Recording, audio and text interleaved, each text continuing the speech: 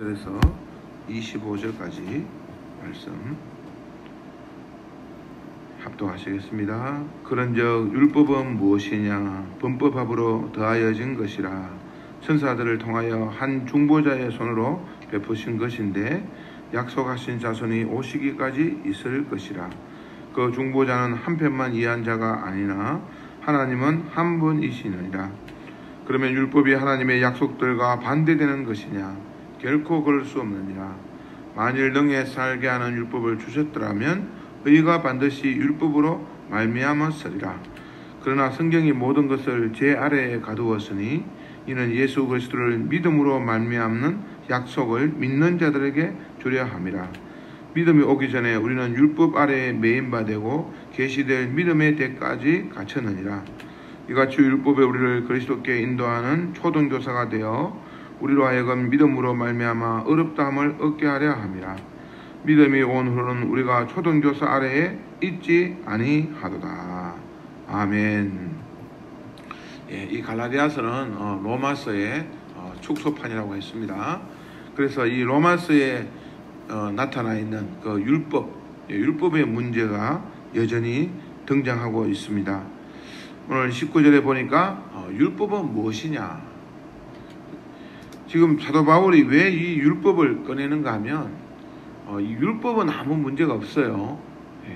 그러나 율법주의가 문제인 것입니다. 이 주의가 들어가면 그게 이제 하나의 막 어떤 이데올로기가 되고 또 사람들이 거기에 막 갇혀가지고 그 속에서 헤어나지 못하는 것입니다. 우리가 예를 들면 기복, 한국 교회가 기복주의 이렇게 하지만 그 기복 자체는 문제가 없습니다. 기복, 그 복을 받는다는 것이죠. 우리가 이 믿음을 통해서 또 예수님을 통해서 하나님을 통해서 복을 받는 것은 맞습니다. 당연합니다. 근데 이제 기복주의가 문제인 거예요. 그 복이 안 오는 것 같으면 하나님을 안 믿고 병이 안 고쳐지는 것 같으면 하나님을 안 믿고 그게 문제인 것이죠. 그런 것처럼 이 율법주의가 문제입니다. 당시에 이 갈라디아 교인들은 이 율법주의에 갇혀 있었다는 거예요. 마치 할례를 행하지 않으면 구원을 못 받을 것 같고 또 절기를 안 지키면 정말 하나님을 제대로 믿지 않는 것 같고 그래서 안식일을 우리가 주일날 예배를 드리지만 또 안식일을 또 지켜야 되는가? 유월절을 지켜야 되는가? 이렇게 그 하나님의 그 믿음 안에서 자유로움이 아니라 이 율법에 자꾸 갖추어져 가지고 이 율법주의의 신앙이 잘못되게 가기 때문에 사도 바울이 그 율법주의를 비판하면서 자, 율법은 무엇이냐? 범법함으로 더하여진 것이라고 먼저 말하고 있습니다. 사람이 사실 법 없이 살 수 있으면 법이 필요가 없잖아요. 우리 고조선 시대에 법이라고 해봤자 딱 8개밖에 없었어요. 그걸 이제 8조 법금이라 하잖아요. 8개밖에 없었고 또 우리 서양 통틀어서 제일 먼저 일어났던 그 법전, 최고의 법전, 함부라미 법전, 간단하게 그냥 법이 이렇게 몇 가지밖에 없었습니다. 그런데 자꾸 사람이 죄를 짓기 때문에 그 죄에 대해서 구체적으로 또 법이 또 나오고 지금 또 보면 국회의원들이 그 법은 막 자꾸 만들지 않습니까? 무슨 법. 근데 그게 또 시행됩니까? 그거 또 잘 안 지키지 않으니까 또 무슨 법 나오고. 자, 이렇게 그 법이 지켜지지 않으니까 자꾸 더하게 되는 것처럼 율법도 그렇게 해서 나온 것이다. 율법 자체가 의미가 있는 것이 아니라 법을 지키지 못하니까 율법이 자꾸 더하여진 것이다. 그래서 이 율법의 기능은 두 번째로 보면 19절에 천사들을 통하여 한 중보자의 손으로 베푸신 것인데 약속하신 자손이 오시기까지 있을 것이다. 약속하신 자손이 오기까지 율법은 역할한다는 거예요. 약속하신 자손이 누굽니까? 우리 창세기에 아담이 범죄한 후에 그 후손은 단수거든요. 또 창세기 13장에 보면 그 아브라함의 그 후손이 온다. 그건 단수입니다. 다. 그 단수는 누구냐? 바로 메시아죠. 예수 그리스도. 그 약속의 자손이 오시는데 그 약속의 자손이 오시기까지 이런 율법이 이제 기능을 한다는 것입니다. 20절에 보면 그 중보자는 한편만 이해한 자가 아니나 하나님은 한 분이시니라. 한편은 누굽니까? 바로 이제 이 유대인이죠. 그 예수 그리스도가 하나님이 유대인만 위해서 그렇게 오시는 것은 아니잖아요. 모든 인류를 위해서 오시는 것입니다. 그렇기 때문에 그 한편만 있었던 율법, 유대인들에게 있었던 율법을 왜 온 인류를 위해서 다 강조해야 되느냐? 너희들만 그 율법을 알았고 율법 속에 은혜 받았으면 되었지. 이러면 지금 다른 사람들에게 뭐 안식일을 강조하고 할례를 강조하고 그건 안 된다는 것입니다. 그래서 21절에 보면 그러면 율법이 하나님의 약속들과 반대되는 것이냐? 결코 그럴 수 없느니라. 이 율법이 하나님의 약속들과 반대되는 것은 아니에요. 율법은 여전히 하나님의 약속 속에 있는 것입니다. 그런데 문제는 뭔가 하면 22절 그러나 성경이 모든 것을 죄 아래에 가두었으니 이 율법은 결국은 이 죄 속으로 자꾸 가두어지는 거예요. 그 약속으로 자꾸 나아가는 것이 아니라 죄 아래에 가두어지는 것입니다. 여기서 그 23절에 보면 믿음이 오기 전에 우리는 율법 아래 매인바 되었다. 여기 매인바 되었다는 것이 바로 딱 율법을 그 제대로 정의하는 단어입니다.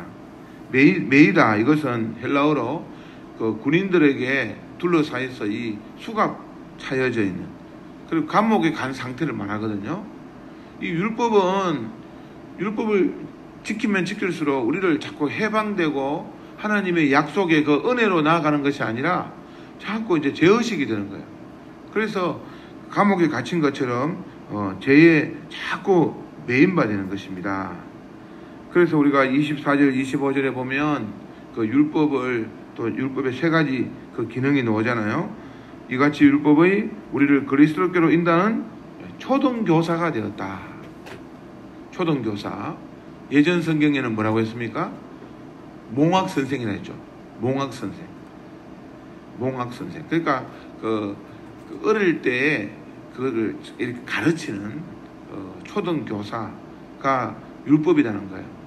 율법이 우리가 자꾸 연약하니까 우리를 가르치기 위해서 율법이 나오고 또 뭐 4개의 율법이 있고 또 민수기에 있고 또 신명기에 있고 그렇게 이제 율법이 우리를 그 초등교사처럼 우리를 가르쳤어요. 여기 초등교사라는 것은 그 파이디고로스라 해갖고 우리 파이디온 선교회 할 때 그 파이디온입니다. 그러니까 그 어린 아이들을 잘 훈육하고 가르치는 그런 의미로서 이 그 초등교사가 있는 것입니다. 이 옛날 그림에 보면 이 초등교사는 손에 무엇이 들려 있습니까? 해초리가 들려 있어요. 혹은 지팡이가 있어요.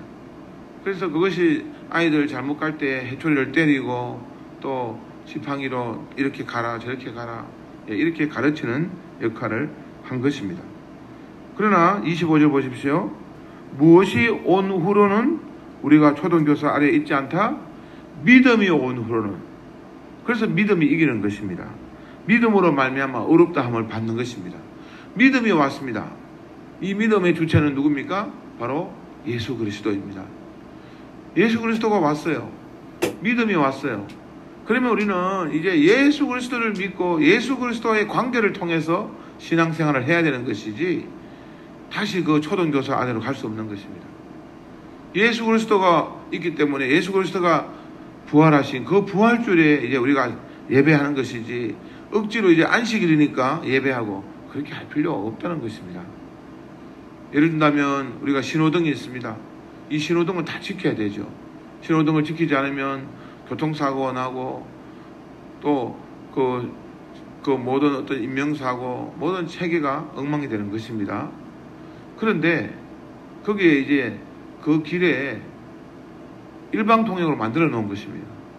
우리도 이렇게 보면 우리 교회도 이쪽에 가면 일방통행 내려가는 것이고 올라오는 일방통행이 있고 뭐 일방통행이 있잖아요. 일방통행 길에는 신호등이 필요가 없습니다. 그냥 그 길은 그냥 쭉 한쪽 방향만 쭉 지나가면 되는 것입니다. 마찬가지로 이제 예수 그리스도라는 일방통행이 왔어요. 구원의 그냥 원웨이, 한길, 오직 구원은 예수님밖에 없습니다. 이 길은 이제 다른 쪽 길도 없고 한 길로만 가면 됩니다. 신호등이 필요가 없습니다. 중간에 그것이 멈춰라 그런 신호등이 전혀 필요가 없는 것입니다. 이렇게 예수 그리스도라는 원의 구원의 길, 일방통행의 그 구원의 길이 주어졌습니다. 이제 그냥 예수 그리스도를 믿고 그냥 그 길을 가시면 구원의 길이 되고 진리의 길이 되는 것입니다. 그런데 옛날 그 율법에 다시 혹시 여기 또 좌회전, 우회전 이거 중간에 가면서 자꾸 서야 되지 않느냐, 이쪽에서 역주행차가 오면 어떻게 하냐, 이런 불안함으로 일방통행길을 가지는 않지 않습니까? 그런 것처럼 우리는 이제 하나님의 약속 메시아이신 예수 그리스도가 오셔서 우리를 구원시키고 또 그 진리 안에서 자유함을 주었습니다. 해방을 주었습니다. 우리는 이 자유와 해방의 그 은혜와 이 기쁨 속으로 우리는 이제 신앙생활을 하는 것입니다. 오늘 이 새벽기도에 오신 분들도 이게 율법을 지키려고 새벽기도에 오신 거 아니지 않습니까? 참 하나님의 이 은혜에 하나님을 만나고 또 하나님께 예배하고 싶어서 이 새벽에 태풍을 뚫고 여기에 온 것입니다. 그러니 참 우리가 그 은혜 속에 은혜의 우산 아래 거하면서 기쁨의 신앙생활을 하는 것입니다. 이런 이 자유함, 하나님과 더불어 가지는 이 소통, 또 하나님을 예배하는 기쁨, 이런 것들을 더 많이 누리시길 바랍니다. 더 정말 은혜의 세계 안에 나아가시길 바랍니다. 오직 의인은 무엇으로 말미암아 살리라? 믿음으로 말미암아 살리라. 이 하박국 선지자가 하박국 2장 4절에 말했던 말씀이잖아요. 그 갈대아인이 막 쳐들어오는데 우리가 참 어떻게 할까? 아무리 적들이 우리를 에워싸고 쳐들어온다 할지라도 우리는 믿음으로 말미암아 산다는 거예요. 어떤 태풍이 오고 또 어떤 IMF가 또 오고 혹은 또 코로나2가 온다 할지라도 우리는 믿음으로 말미암아, 누구를 믿음으로? 예수 그리스도를 예수 그리스도를 믿는 이 믿음으로 말미암아 우리는 사는 것입니다. 오늘 또 우리는 하나님의 이 자녀가 된 또 예수 그리스도를 믿는 믿음으로 살아가시고 믿음으로 기뻐하시고 믿음으로 하나님을 찬송하시고 믿음으로 기도하시고 믿음으로 하나님을 늘 예배하는 그런 예배자가 되시기를 주님의 이름으로 축원합니다. 아멘. 기도하겠습니다. 하나님 아버지 감사합니다. 율법은 사람을 더 나은 존재로 만드는 것이 아니라 더 나쁜 존재가 되지 않게 할 뿐인데 율법은 숨겨진 죄의 실체를 폭로하는 역할을 하는데도 이 구원을 주는 것처럼 율법에 응매해서 살아갑니다. 하나님, 우리가 이 율법뿐만 아니라 우리 속에 많은 어떤 전통들로 인해서 아버지 하나님 관습에 얽매이고 있습니다. 심지어는 우리가 이 장로교라는 것, 이런 이 새롭게 생겨진 이 교파가 또 우리에게 율법처럼 작용할 때가 많습니다. 하나님 아버지, 전 진정한 이 구원과 은혜와 또 이 믿음 안에서 서로 형제 자매된 우리 이 교회의 가장 본질들을 놓치지 않기를 원합니다. 그래서 교회 생활을 하는 것이 율법적인 생활이 아니라 은혜의 생활이 되게 하여 주시고 기쁨의 생활이 되게 하여 주옵소서.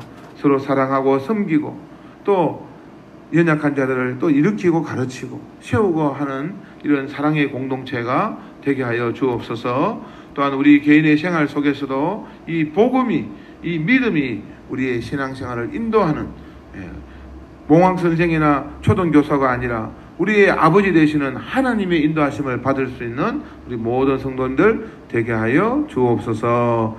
예수 그리스도의 이름으로 기도드립니다. 아멘.